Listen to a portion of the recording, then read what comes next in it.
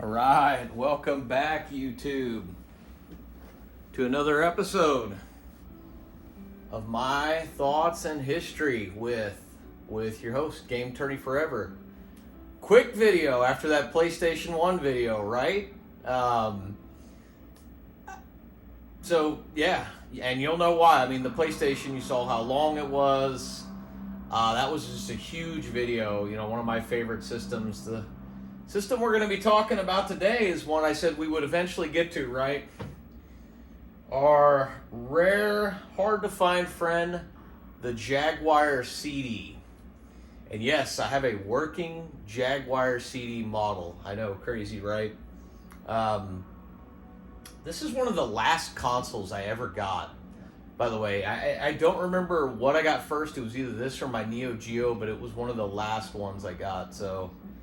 But, yeah, I'll do my normal and talk about it, you know, my memories and history of it, kind of how I got it, some games. This is going to be a much shorter video than a lot of my other ones, so I don't know if you guys like it that way, but I don't have a lot to say on this one. But anyways, I don't think I really have to talk too much about my job anymore. I'm still working this new one, and it's going okay. So I'll just leave that there with kind of job update stuff. So yeah, the Atari Jaguar CD plugs right into the top of the Jaguar. Came out, I believe it was 95. It came out shortly after the PlayStation, but before the N64. And you know, by the time this thing came out, it was way too late. You know, Jaguar coming out in 93, this thing coming out in 95, and PlayStation and Saturn are out already. This thing had major competition to go up against. And you know, back in the day, I never knew about this thing. Had no idea it had come out. Didn't know anybody that had one or knew about it. I never even saw it in the magazines. This thing was nowhere to be seen. I don't remember ever seeing a box in the store. I know in my Jaguar video I talked about the Jag box I loved. Well, I never saw the Jaguar CD box. I don't know if you guys have seen it. Well, I'll tell the story in a little bit. But yeah, so had no idea about this thing growing up, essentially. The first time I would learn about the Jaguar CD was the Angry Video Game Nerd first video when he talked about the Jaguar, and then he was going to try the Jag CD, but it didn't work, and he tried to get it fixed, and he couldn't. Many years later, I then saw I think it was Mike and James Mondays, where they actually had it working and started playing some of the games. And so it piqued my interest because I've just wanted to collect a lot of the consoles that came out here in America and just kind of get a full set of, not a full set, but like a lot of the different systems that released NES and after. And as you guys saw, I had that Tower of Power. I wanted to have the toilet tower on the Jaguar here. And so my search for an Atari Jaguar CD unit kind of started somewhere, I would say mid-2000 teens. Because I didn't get a Jaguar till like mid-2000 teens. And so I would look for this. I wasn't really looking online or anything, just out in person. And I never had seen one, ever. I think there's only twice I'd seen one out in the wild. There was a shop in the mall up in Waco area here in Texas, I believe is where it was. And they had one attached to an Atari Jaguar, and I remember asking about it, and it was really expensive at the time. I think the guy was charging like $1,200 for the full set, which was just way out of proportion for me, right? And so I looked at it and was like, I thought it was cool because I actually saw one in the wild, but I was like, yeah, I'm not paying that much. Well, a number of years went by, and I actually went back to that store while me and my wife, and I don't remember what we were doing up there, but we were up there again, and they still had it. Well, in the time, my job had gotten really good, and I had gotten all these large bonuses. So I had some cash, that I could spend. And I actually proposed to them about purchasing it. And then they wouldn't sell it to me. I think they priced it so high, they didn't think anyone would buy it. And then when someone was ready to buy it, they didn't want to let go of it. And so I remember thinking, like, are you serious? Like, I don't know if you guys have ever done that, gone into a game store and they have a price on something and then they won't sell it to you after the fact. That is so annoying. I think I've only experienced that like maybe twice, but this was one of the times that happened. And it's like, for any of you shop owners out there, don't put stuff on the floor if you're not going to sell it. Or at least don't put a price tag on it. You know, put it in some sort of museum or just kind of cool display area, but don't put prices on stuff, because I remember that bothered me. But you know, down the road it wouldn't as much. So I think the other time I saw an Atari Jaguar CD was at a game convention, and again it was expensive. There was other stuff I wanted, so I just passed it up, right? Well, as I started making these bonuses I'd mentioned, I finally decided that, you know what, I'm going to go online and shop for one. I think this was when like PS5 and Series X were coming out. I have a couple buddies who would buy all the new systems, and I'm not a big new system guy. You know, the newest systems I have are Switch and PS4 Pro. Just there's a lot of, I don't like that you have to download the game off the disc, or now in the Switch 2's cases, off the cart onto the system.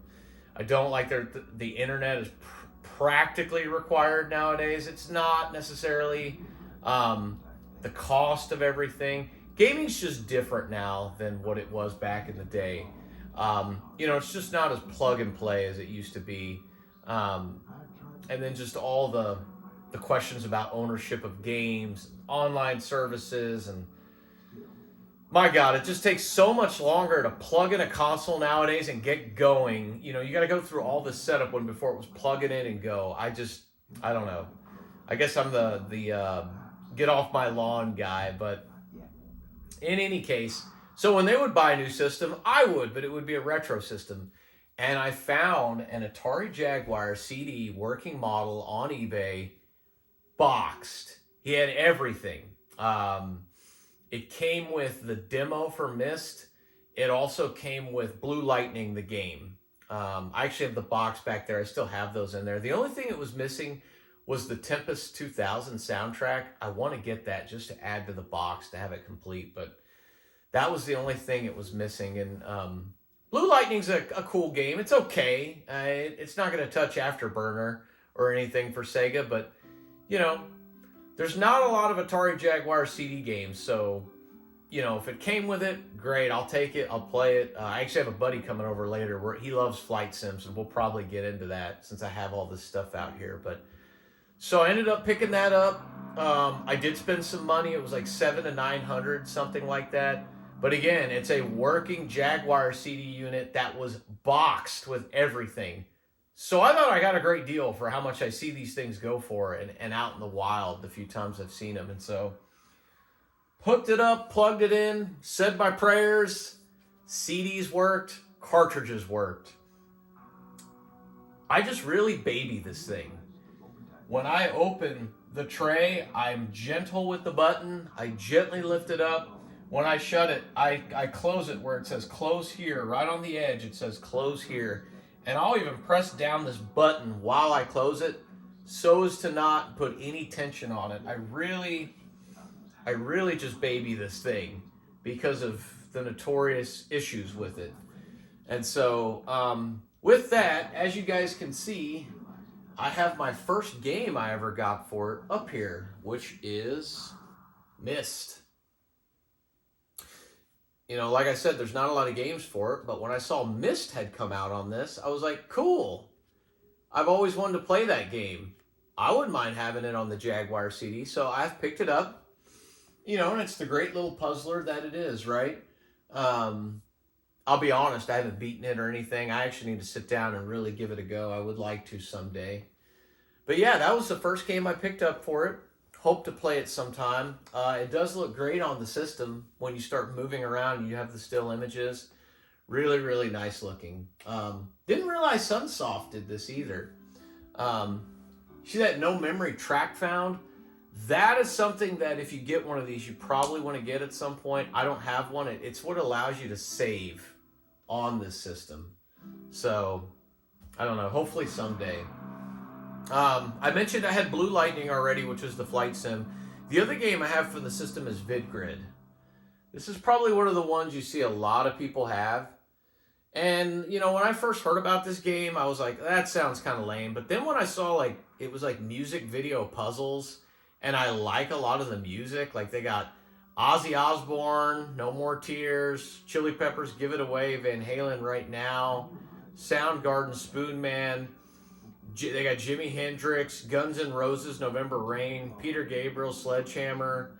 The two I like all those I mentioned. The two that I'm like in the middle on is Aerosmith Crying and Metallica Inner Sandman.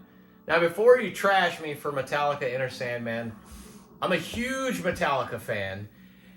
And to me, that song is just so overplayed. I cannot deal with it. You know, give me Kill 'Em All, give me Ride the Lightning, give me Master of Puppets and Justice for All, and really the remainder of the Black Album, and even some of the newer stuff. But Enter Sandman, I just can't listen to that song too much anymore. Every now and again, but yeah, it's just not for me. But this is actually a really fun game, surprisingly. But yeah, the Mist demo, Blue Lightning, that is all I have for games.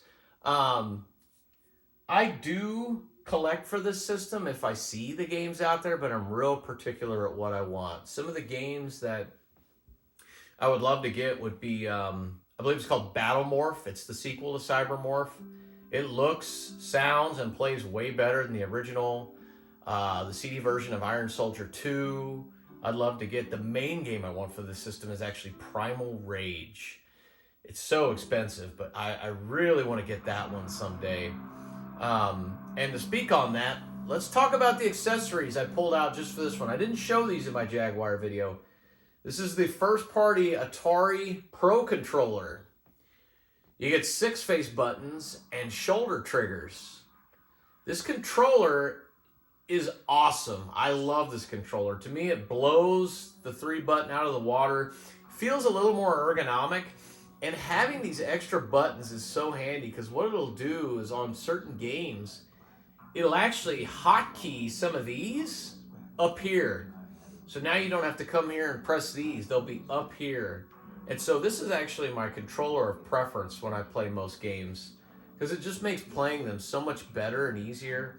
And there's a lot of games that utilize these buttons, Primal Rage being one of them, for the CD unit. So if you get the CD unit, I recommend a controller. There is someone that makes like aftermarket ones of these because these first party ones are insanely expensive. I remember I bought this one for $150 years ago, and I've seen them online. They are insane to get that Atari tag. Speaking of that, I did buy one of the clone ones. 6-button Atari Jaguar controller. Now, what makes this one cool, it actually has a turbo switch on the back. You can, I don't know if you can see that little red kind of light thing there. I love this controller, especially for like riding. Any game that you want turbo for, this is the controller. And so I probably use this one mostly. It just depends on which game I'm playing, I guess. But yeah, so that's that there. And like I said, this system, it's not one I can recommend unless you're kind of a quirky weirdo like me. Then go for it, get it. Just good luck finding one that works. And with that said, I will go ahead and get into some gameplay of Myst. I mean, you guys have probably seen this numerous times already. But I'll just show you what it looks like here on the Jaguar CD. I think I mentioned in my Jaguar video I had an accessory where you could connect to Jaguars as well. So I realized that it's actually in the back of my Jaguar. And yeah, it lets you connect for multiplayer games. And so as you can see, I mean, in my opinion, this looks pretty good. I do have my Jaguar and Jag CD hooked up with HD Retrovision component cables where they, I think it's called the SNES to Jag adapter. And so, yeah, everything looks nice and colorful. I think it looks great. But anyway, you guys, that's about really all I have to say for this one. Like I said, not much to to go with. I think it's a cool system, but it's just one that there's not a lot of games for it. So good luck finding them, and you got to deal with the kind of the maintenance issue. I've just been lucky; I haven't had to deal with it. So, anyways, you guys, thanks for tuning in. Glad I could make a quick one, and this is probably the last video on the quirky systems. As we move on out of 95, there wasn't a lot of quirk coming out after that. There may be one in there somewhere, but you guys are probably going to be recognizing a lot of the mainstream stuff coming after. But I appreciate you guys tuning in as always. We'll catch y'all next time. Bye for now.